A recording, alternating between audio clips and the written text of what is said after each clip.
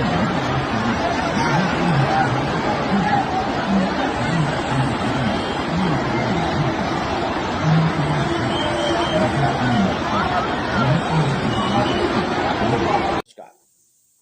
आप सभी का स्वागत है। आज 30 जनवरी है। सर्वप्रथम महात्मा गांधी की पुण्यतिथि है, उनको नमन करते हैं।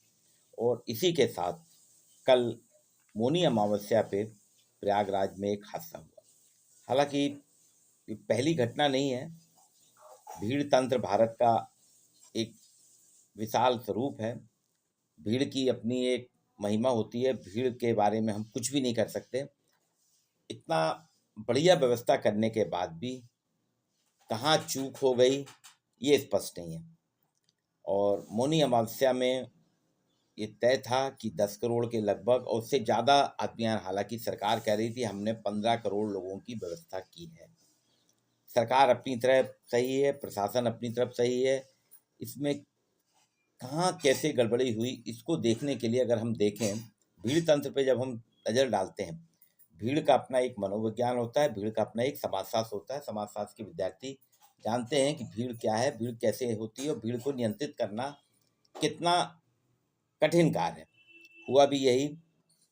लोगों की आस्था इतनी जबरदस्त थी कि सबको लग रहा था कि शायद गंगा जी विलुप्त हो जाएंगी मौनी अमावस्या के बाद। 29 तारीख के बाद तो गंगा जी मिलेंगे नहीं, और अगर है तो मौनी अमावस्या चूंकि इस बार 28 तारीख की रात से ही आ गई थी, 7:46 से, तो लोगों ने 2 बार पुण्य कमाना चाहा।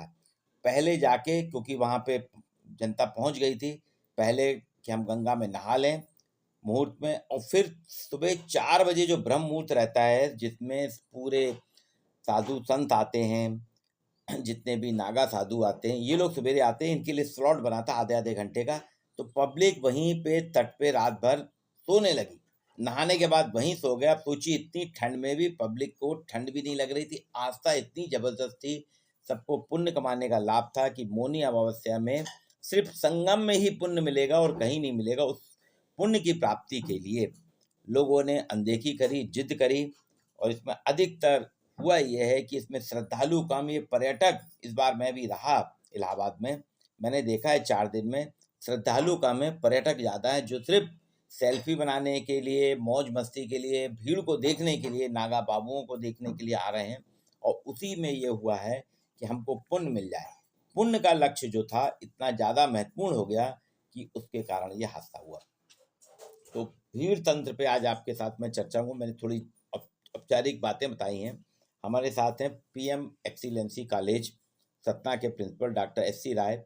आप भूमिहार समाजशास्त्री हैं, बीएचयू के स्कॉलर हैं और समाजशास्त्र में आपकी अच्छी दखल है। आपने किसान आंदोलन पे भी काम किया है। तो आंदोलन के साथ साथ भीड़ तंत्र जो है, भीड़ पे आपकी अच्छी पकड़ है।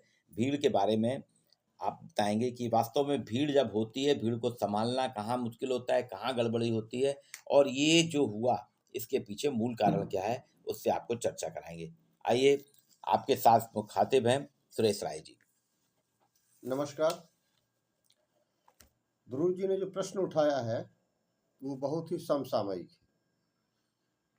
वस्तुतः कुंभ, बल्कि कहें महाकुंभ, इस वर्ष की एक सबसे बड़ी सामाजिक परिघटना है।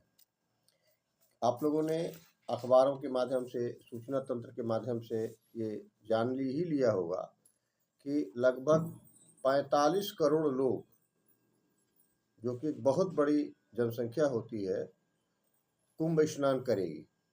सरकार ने अपने स्तर पर व्यापक प्रबंध किए थे, फिर भी यह एक हादसा हुआ। तो इस पर अब हमें सोचने की ज़रूरत है कि क्या करें कि ऐसे हादसे न हो। यह एक अलग प्रश्न है, सरकार इस पर विचार करेगी, लेकिन एक समाजशास्त्री के रूप में भी हम लोगों को इस पर ध्यान देना चाहिए। मैं जब इस पूरे हादसे पर अपना समाजशास्त्री दृष्टि दौड़ाता हूँ तो ये पाता हूँ कि यह घटना दृढ़ आस्था और उसी शुभ मुहूर्त में ही एक साथ स्नान करने की इच्छा ने इस हादसे को जन्म दिया।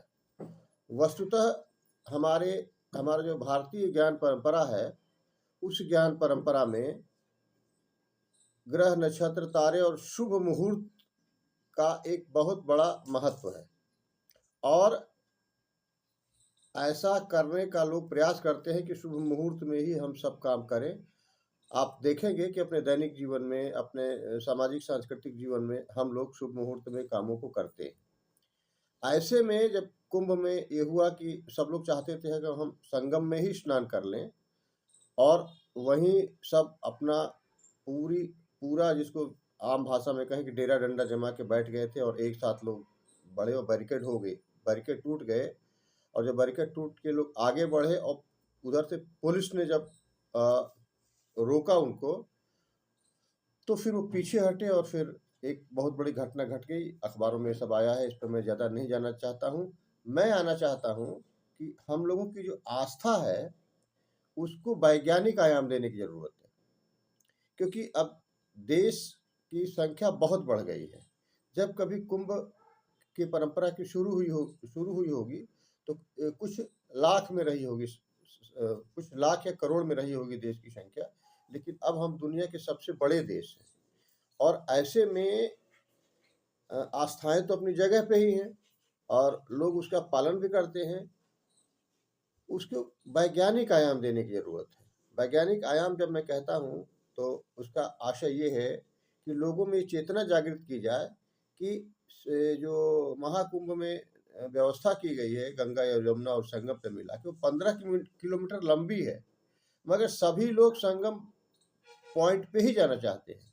ये चेतना जागृत करने की ज़रूरत है कि भाई आप 15 किलोमीटर में कहीं भी स्नान कर सकते हैं, जितने घाट बने हैं, और इसमें हमारे साधु संतों के योगदान की बहुत ज़रूरत है, क्योंकि आज भी भारतीय मनुष्य, इंडियन माइंड जो है, वो धर्म के मामले में अपना अंतिम श्रद्धा का केंद्र या अंतिम निर्णायक बिंदु जो होते हैं, वो साधु संत महात्मा ही होते हैं, चाहे वो जिस भी संप्रदाय या मत के हों, वो लोग अपने गुरु का कहना मानते हैं। तो ऐसे में वैज्ञानिक चेतना ये फैलाने की ज़रूरत है कि भाई एक निश्चित मुहूर्त में हम लोग अलग अलग जगहों पे भी स्नान कर सकते हैं, या उसी परिघट या अलग अलग जगहों पे अलग अलग गुरुओं के नेतृत्व में भी हम लोग ये काम कर सकते हैं। तो भीड़ क्या होगी, वो फैल जाएगी और ऐसे हादसे नहीं होंगे। क्या हम लोग ये भी नहीं सोच सकते कि गंगा और यमुना और सरस्वती के मिलन के बाद जो नदी आगे बढ़ती है पूर्वी उत्तर प्रदेश और बिहार में, हम ये क्यों न वैज्ञानिक आयाम दें कि ये पूरी नदी का पानी उधर तीनों का एक साथ बह के जा रहा है, तो हम अपने गांव या छोटे छोटे जगहों पे भी क्यों नहीं उसी का लाभ ले लें। बात तो त्रिवेणी के बाद तो गंगा सब समाहित हो जाती है। तो इस तरह की जो है वैज्ञानिक चेतना हम लोगों को विकसित करने की ज़रूरत है और ऐसे अवसरों पर, विशेष रूप से भीड़ के अवसरों पर, या जब कभी स्नान के मौके आते हैं, या ऐसा ही नहीं, सामाजिक, सांस्कृतिक और धार्मिक मामलों में हम लोगों को भीड़ को वितरित करने की योजना बनानी चाहिए, ताकि इस प्रकार के हादसे भविष्य में न हो। कहना ये चाहता हूँ कि हमको अपने आस्था को वैज्ञानिक और तार्किक आयाम देने की आवश्यकता है। अगर ऐसा नहीं होगा तो फिर कोई भी सरकार हो, कितनी भी सक्षम पुलिस हो, सेना हो, एक साथ भीड़ को रोका नहीं जा सकता है और ये करना ही पड़ेगा। यद्यपि कि कुंभ में इस बार बहुत अच्छी व्यवस्था थी, फिर भी ये हादसा हो गया, दुखद है। हमको इससे सीख लेने की ज़रूरत है। धन्यवाद। ये थे डॉक्टर सुरेश चंद्र राय जी ने बहुत ही विस्तृत विश्लेषण करके बताया, क्योंकि ये भी अभी वहाँ पे थे। 17 तारीख से 20 जनवरी तक ये थे सेक्टर 16 में, और जैसा कि इनका स्वभाव है, इन्होंने प्रत्यक्ष अवलोकन करा, सहभागी अवलोकन करके उसके आधार पर देखा। इन्होंने कहा था उस वक्त कि हमको संगम का मुंह छोड़ना होगा। संगम से जो पानी आता है त्रिवेणी का, तीनों नदियों का, वो आगे आके वही सबसे पवित्र है। और अन्य घाटों में, वहाँ पे संगम में तो ये स्थिति है कि आप पॉइंट पे जा नहीं पाते हैं, इतनी भीड़ हो जाती है, तो आपको एक ही नदी का पानी मिलता है। लेकिन दूसरे घाटों में जो घाट और बनाए थे सरकार ने, वहाँ कई प्रकार के, लेकिन हमारी जिद है ना, इसमें पढ़े लिखे लोगों का को मैं ज़्यादा दोषी मानूंगा कि वो अपनी जिद में थे कि हमको तो पर्टिकुलर साधु संतों के साथ नहाना है, ब्रह्म मुहूर्त में नहाना है, मौनी अमावस्या में 2 बार पुण्य, मतलब 2 बार पुण्य कमाने का जो एक अप्रत्यक्ष था लालच, लालच हमें कहा गया लालच बुरी बला है, वही इसमें हुआ। और भीड़ तंत्र को संभालना किसी भी सरकार, किसी भी एजेंसी, इवन कई लोग कह रहे हैं ना वहाँ मिलिट्री लगा देना थी, मिलिट्री भी के अंडर में अगर दिया जाता तब भी इस प्रकार के मिलिट्री भी भीड़ को नहीं रोक सकती थी। तो मिलिट्री सख्ती करती तो और ज़्यादा नुकसान होता। वहाँ के जो जनमानस था, स्थानीय पुलिस थी और प्रशासन था, इसने सख्ती नहीं करी। सख्ती नहीं करके फिर भी आप देखिए कि सिर्फ मुश्किल से 20 मिनट में जैसे ही हादसा हुआ, 20 मिनट के अंदर 80 एम्बुलेंस पहुंच गई और पुलिस कर्मियों ने लोगों को बहुत कुछ सीपीआर दे के, उनको सांस दे के बहुतों को बचाया है और हॉस्पिटल पहुंचाया। और सवेरे रात को 2 बजे घटना शुरू होती है, घटनाक्रम, और सवेरे 7 बजे तक सारी स्थिति नॉर्मल हो जाती है। दूसरी चीज़ एक हुआ है, जब साधु संतों के लिए तय था कि ये मार्ग जाना खाली था, लोगों ने वहां जाने की जिद करके खाली मार्ग में हम जाके स्नान कर लें। तो ये आस्था पे जिद में जो थी, जो एक जिद थी, वो इसका मूल कारण है। और हर जगह भीड़ में यही स्थिति होती है, इसलिए आप लोग आगे सतर्क रहिए। अभी भी जो लोग कुंभ में जा रहे हैं, स्नान करना चाहते हैं, मेरा आग्रह है कि वो 12 तारीख के बाद जाएं।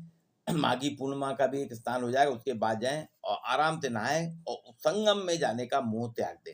संगम में आपके लिए बहुत समय है, आगे जाके कर सकते हैं।